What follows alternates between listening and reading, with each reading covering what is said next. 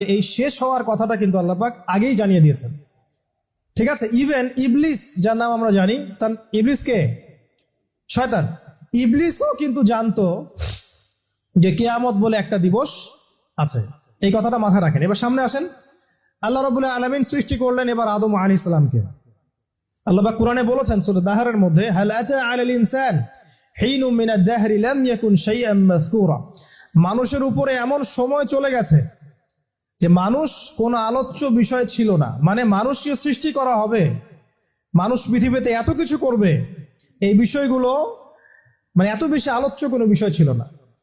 মানে মহাবিশ্বে এত লম্বা সময় চলে গেছে, আর এখন পৃথিবীতে আপনি তাকান, দেখবেন পৃথিবীতে যা কিছু হচ্ছে এর মূল কেন্দ্রেই মানুষ। এবং মানুষের আচরণ পৃথিবীতে আজকে এমন যে মানুষ মনে করে সে চিরস্থায়ী, সে মরবেও না, তাকে কবরেও যেতে হবে না, তার হিসেব নাই, তার সওয়াল জবাব নাই, এবং পরকালে তার কোনো জবাবদিহিতা নাই।